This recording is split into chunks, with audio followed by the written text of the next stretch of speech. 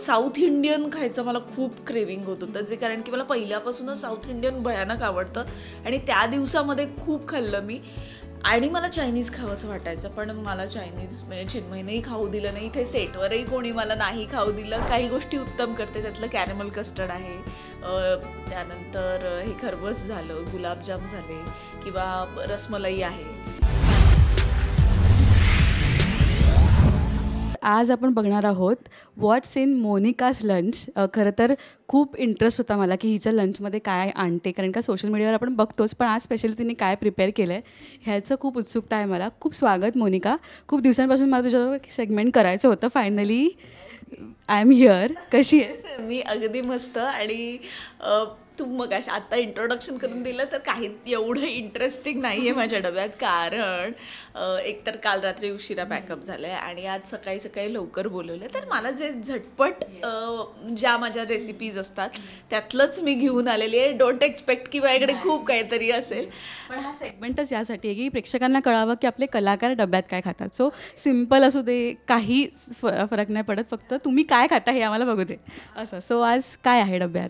तर आज आहे, दाखवू मी लगेच. तर एकतर सकाळी सकाळी डबा बनवून आणला आणि आता लंचची वेळ झाली आहे, त्यामुळे ना मी हा एक चांगला ऑप्शन शोधून काढलेला आहे की मी माझा डबा ना गरम करते. त्याच्यासाठी हा मिल्टनचा मिळतोच डबा. आता आय डोंट नो हे ब्रँड दाखवलं पाहिजे. तर आज आहे माझ्याकडे पालकाची भाजी, काही नाही, लसूण ठेचून आणि मिरची ठेचून टाकलं आहे. टाडा लसणाचा वास ना.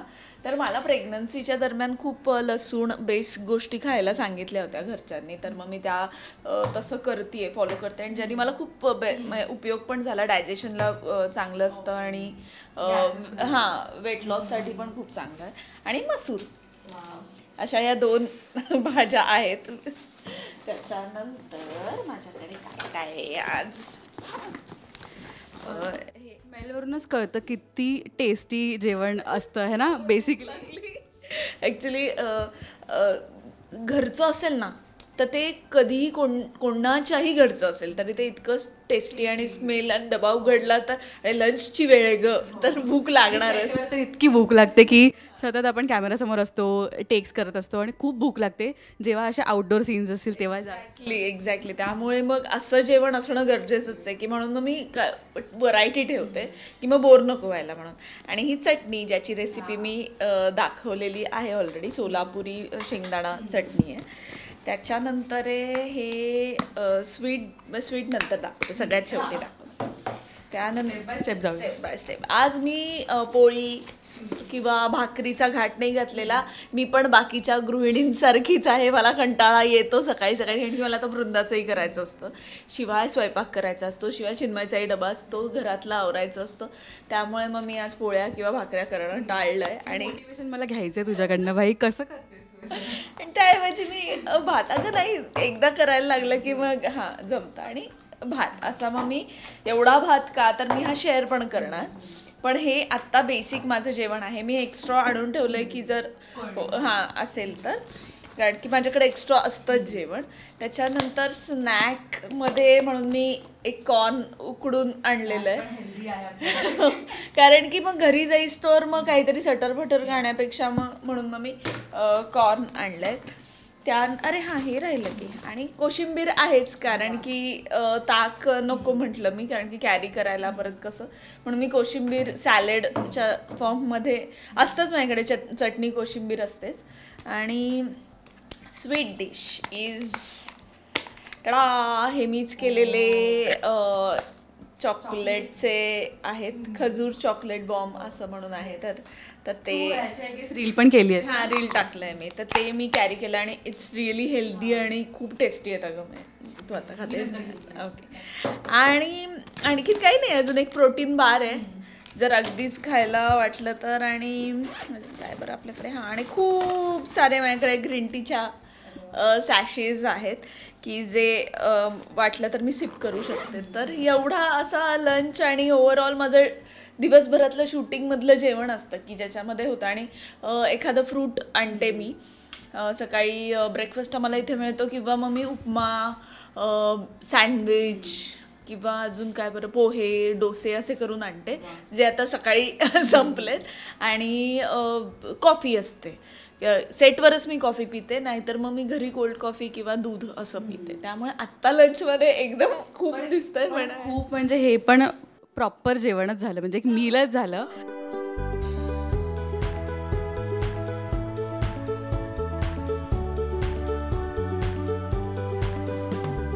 टू राईस पर्सनच की म्हणजे चपाती पर्सन? टोटली राईस पर्सन, अगदी राईस. म्हणजे आणि मला त्याचा अजिबात असं तोटा वगैरे काही नाही झालेला. लोक म्हणतात खूप राईस खायचा नाही, पण एकच ग्रेनवर राहिलं ना तर त्याचा खूप फायदा होतो. आणि राईस ॲक्च्युली पचायला हलका आहे आणि कार्ब्स प्युअर कार्ब आहे ना, त्यामुळे तुमचं ब्रेन पण चांगलं वर्क होतं आणि माझ्यासाठी खूप आत्ता फायदा देतो.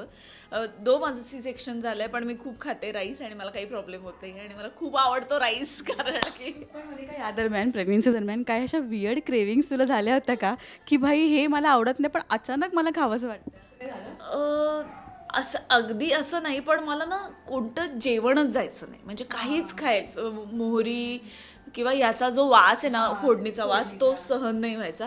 त्यामुळे मी फक्त इडली खात होते, मी बाकी काही खात नव्हते. आणि राईस माझा पूर्ण बंद झालेला. मी शीत जरी खाल्लं ना भाताचं तरी मला मळमळायला लागायचं. आणि हे साधारण 6 महिने होतं. त्यामुळे मधल्या 6 महिन्यामध्ये मी राईस खाल्लाच नव्हता. आय गेस मी 8व्या महिन्यापासून परत राईस खायला सुरुवात केली आणि त्याच्यानंतर मला खाता येतं. पहिले 1.25 महिना पण कमी खात होते मी. जसा 1.25 महिना पूर्ण झाला तसं मी सुटले. मग मी म्हटलं आता राईस हवा. ऐकतेस ना, हे सगळं केलंय तुझ्या आईने. पण जास्त क्रेविंग कसलं व्हायचं? मला डोसे वगैरेच खायला आवडायचे. अगं मी ना असं क्रेविंग ॲज सच काही डोहाळे वगैरे नव्हते लागले. मे बी हेच डोहाळे असतील, मला माहिती नसेल.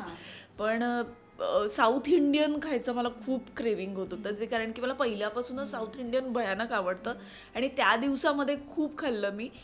आणि मला चायनीज खावंसं वाटायचं, पण मला चायनीज म्हणजे चिन्मयीनेही खाऊ दिलं नाही, इथे सेटवरही कोणी मला नाही खाऊ दिलं किंवा मी स्वतःहून पण अवॉइड केलं की चायनीज मी खातच नव्हते. अजिनोमोटो वगैरे जे यूज करतात. हां करेक्ट. त्यामुळे पण मला चायनीज खाण्याचं क्रेविंग खूप झालं आहे.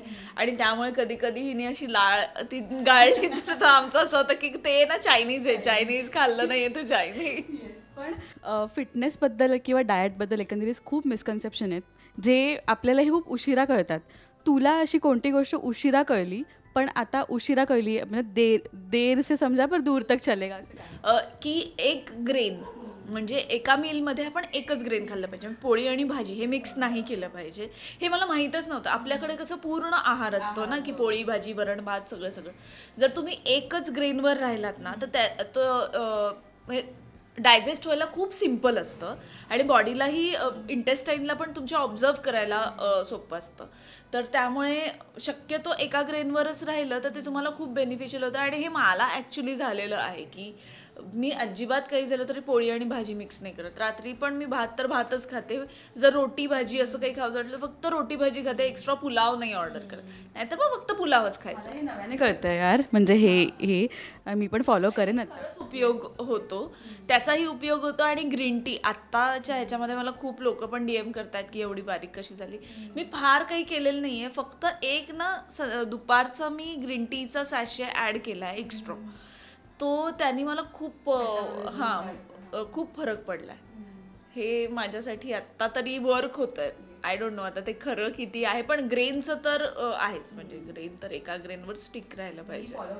आणि सेटवरही सगळेजण म्हणतात की मोनिका उत्तम डबा घेऊन येते, मोनिकाने डबा आणला की म्हणजे आम्ही खुश असतो.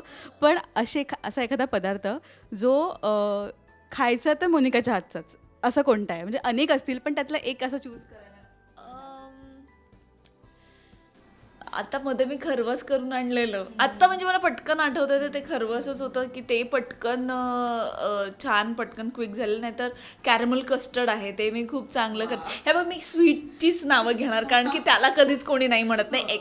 एखाद 100मध्ये 2-3च असतात जे अगदी म्हणतात नाही मला फार गोड आवडत नाही. बाकी सगळ्यांना थोडं तरी गोड आवडतं. त्यामुळे गोड मी काही गोष्टी उत्तम करते. त्यातलं कॅरमल कस्टर्ड आहे, त्यानंतर हे खरवस झालं, गुलाबजाम झालं, झाले किंवा रसमलाई आहे ती छान करते, बासुंदी आहे ते छान करते. त्यामुळे मला जेवढं जमेल आणि पटकन इथे डबा असतोच लोकांना, सगळं म्हणजे युनिटला डबा येतोच आमचा आणि तो उत्तम जेवण येतं, पण स्वीट येत नाही. मग मी काय करते, स्वीट घेऊन येते, त्यामुळे सगळे खुश. पण म्हणजे असं तर नाही होत की सगळेच पदार्थ तुला खायला आवडतात? असा एखादा कोणता पदार्थ जो बिलकुल नाही आवडत? भाजी असेल, कारलं खातेस? हो, अगदी अगदी अगदी. मला खूप आवडीने ना नॉनव्हेज खायला नाही आवडत. म्हणजे अगदी चिकन असेल ना त्यातही मला काही वेळाच आवडतं, मला पटकन असं आवडत नाही. किंवा फिश मी खूप नाही खात, एकच फिश मला पॉम्फ्रेटच आवडतं. बाकी अंडं मी खूप खाऊ शकते, पण म्हणजे नॉनव्हेजवर माझं फार प्रेम नाही आहे. पण म्हणजे खूप बाहेर गेलो आणि नॉनव्हेज आणि व्हेज अशी असतील तर मी पटकन म्हणते मी व्हेजच खाणार, नॉनव्हेज नाही. त्यामुळे व्हेजकडे कल जास्त आहे. बाकी मला तुम्ही कारलं खाते, अगं मी सगळं कमी बनवते त्यामुळे मी सगळंच खाते. तू पालकाची तर रेसिपी सांगितलीस की लसूण वगैरे टेचून टाकलेस. ती जी मसूरची आमटी आहे ती कशी बनवली? त्याच्यातही काय, मी जिरं मोहरीची फोडणी दिली, त्याच्यामध्ये लसणाची फोडणी दिली, मग टोमॅटो, त्याच्यानंतर मीठ घालायचं, त्याने ते सगळं मऊ होऊन जातं. मग उकडलेला मसूर असतोच जो भाताबरोबरच उकडून, एका डब्यातच मी, आपण जसं वरण भात लावतो तसंच मी उकडला आणि तो त्याच्यामध्ये टाकला, सगळं व्यवस्थित खळखळ उकळून घेतलं, शिजवून घेतलं, वरून कोथिंबीर घातली, मीठ घातलं, झालं. साधारण रील बघते की काय, मी पटकन तिने अख्खी रेसिपी फटाफट सांगितली. पण कितव्या वर्षी तुला म्हणजे जेवण करायची आवड निर्माण झाली? खरं तर असं बऱ्याच माझ्या मैत्रिणी ज्यांना स्वयंपाक करायलाच नाही आवडत, खायला खूप आवडतं पण करायला आवडत नाही.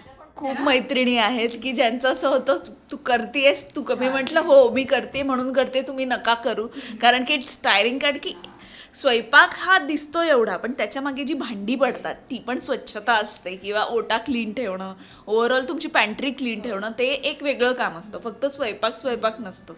तर ते सगळ्यांना जमेल की नाही याच्यात डाऊटच आहे. मी पण वृंदाला काही फार शिकवणार नाही आहे की आहे ना तू पण छान स्वयंपाक केला पाहिजे, कारण की हां आवडलं तर. कारण की जर छान स्वयंपाक करता येतो हे कळल्यानंतर फरमाईशी जे काही सुरू होतात, आता त्याची आवड मला आहे, तिला असेल तर ठीकच आहे.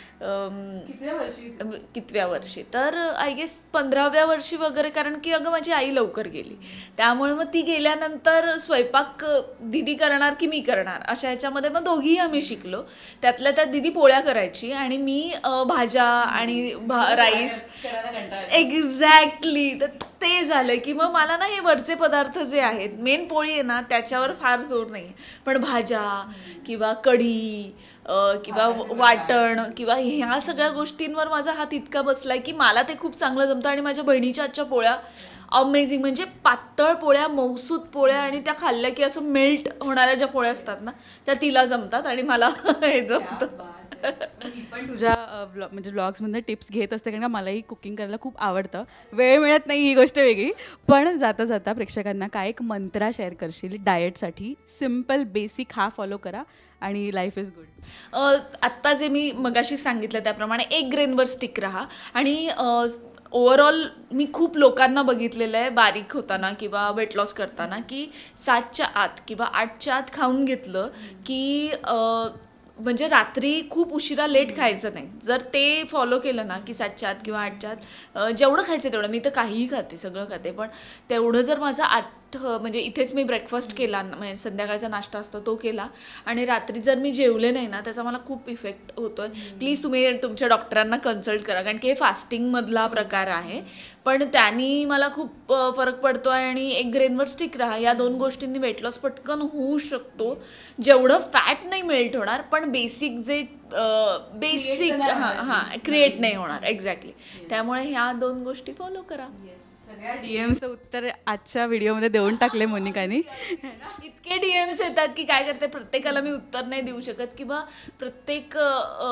प्रत्येकाला इंडिव्हिज्युअल असतं की काय हवं काय, त्याला ना प्रॉपर लिहिण्यापेक्षा मग हे एक्झॅक्टली करेक्ट सोल्युशन आहे की मी तुम्हाला सगळं जे काही ते घ्या, बाकी सोडून द्या. मस्त. आता वृंदा पण छान झोपली आहे. इतकं आपण बोलतोय पण ती मस्त झोपली आहे का? गुढी आहे ना ती, कामाच्या वेळामध्ये अजिबात त्रास देत नाही. ती एरवी त्रास देते पण ते बाळाचे त्रास आहेत. बाकी जर मी ब्लॉग शूट करत असेल तेवढा बरोबर वेळ ती शांत असते. मी फक्त खायला घेतलं की ती उठते. आणि असे इंटरव्ह्यू असतात तेव्हा मागे पण तू आली होतीस तेव्हाही ती शांतपणे झोपली होती. त्यामुळे काम करता येतंय मला. छान. आणि मस्त लंच एन्जॉय कर आता तू. छान छान बनवून आणलंस आणि तुझ्याकडनं मोटिवेशन आम्ही सगळे घेतो.